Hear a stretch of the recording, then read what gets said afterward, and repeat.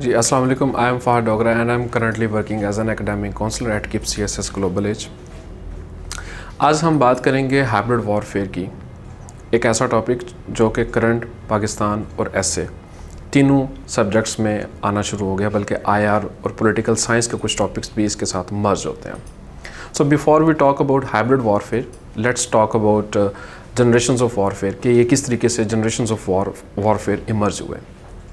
सो ancient times में जब kingdoms और मोनार्क्स एग्जिस्ट करती होती थी, वो आपस में एक दूसरे से सिक्योरिटी थ्रेट्स को फील करती थी, क्योंकि दुनिया में कोई इंटरनेशनल सिस्टम नहीं था, UN जैसी ऑर्गेनाइजेशंस नहीं थी। सो वो आपस में जब थ्रेट फील करती थी तो उस थ्रेट को काउंटर करने के लिए जो प्रिपरेशंस करते थे उनको हम फर्स्ट जनरेशन वॉरफेयर में पुट इन करते हैं। उस दौर में सॉर्ड्स और तीरंदाजी इस तरह के टूल्स को यूज़ किया जाता था वॉरफेयर के लिए।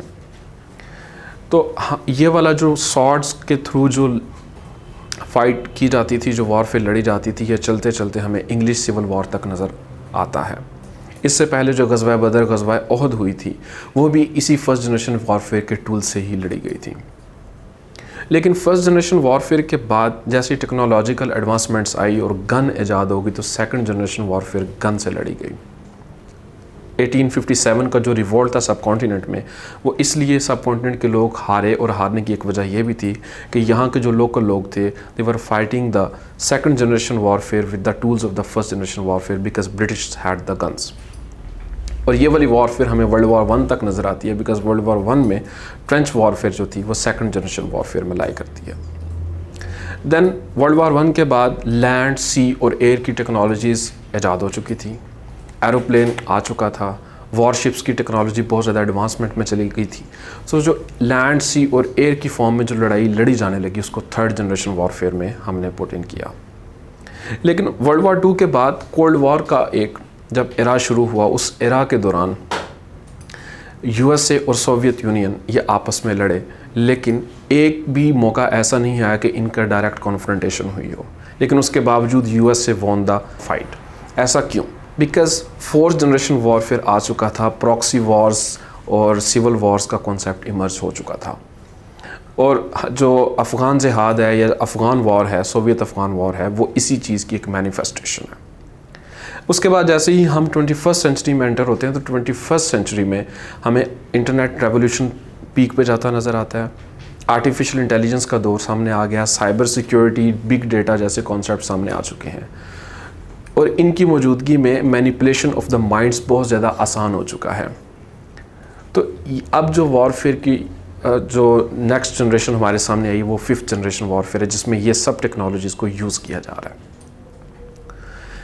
अब पहले ट्रेडिशनल सिक्योरिटी थ्रेट थे, जिसमें सिर्फ स्टेट टू स्टेट एक अटैक का ख़तरा होता था। अब स्टेट्स को अटैक करने की ज़रूरत नहीं है और उसके बगैर ही वो लड़ाई कर रही हैं, यानी कि फिफ्थ जनरेशन वॉरफेयर के टूल्स यूज़ हो रहे हैं। हाइब्रिड वॉरफेयर, जैसा कि नाम hybrid itself says a lot, वो ट्रेडिशनल वेज ऑफ फाइट और non traditional ways of fight जो है, दोनों इसमें मर्ज हो जाते हैं।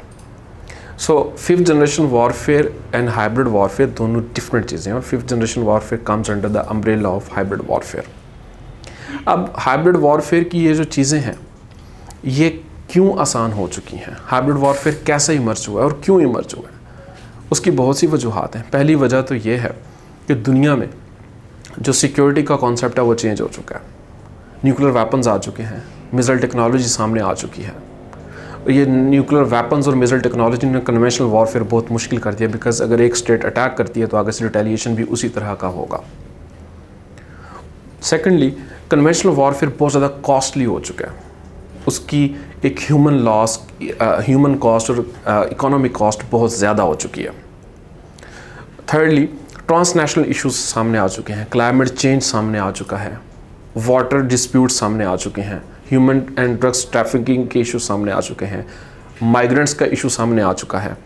सो इनकी वजह से जो है वो हाइब्रिड वॉरफेयर बहुत आसानी से होती नज़र आ रही है। एंड लास्टली, जो ग्रॉस रूट्स लेवल स्टेट्स के अंदर रियलिटीज़ हैं, वो बहुत ज़्यादा एक रेडीमेड रेसिपी का काम कर रही हैं, because modern states are diverse states, multicultural हैं।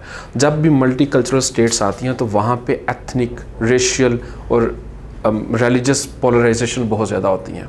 सो ये फॉल्ट लाइंस एक रेसिपी का काम करती हैं कि एक रेडीमेड चीज़ पड़ी है हाइब्रिड वॉरफेयर के टूल के तौर पे इस्तेमाल होने के लिए।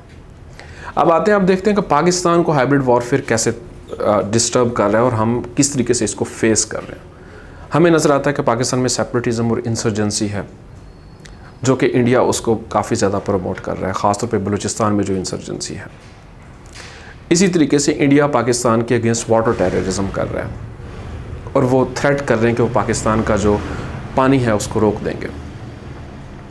और EU डिसइंफो लैब की जो 2020 की रिपोर्ट है, जिसमें उन्होंने बताया कि किस तरीके से इंडिया ग्लोबली दुनिया के बहुत से पॉइंट्स पे उनकी बहुत सी सब ऑर्गेनाइजेशंस बैठ के पाकिस्तान को प्रोपेगेंडा के थ्रू हमारा जो सॉफ्ट इमेज है उसको डिस्टॉर्ट करना चाहते हैं।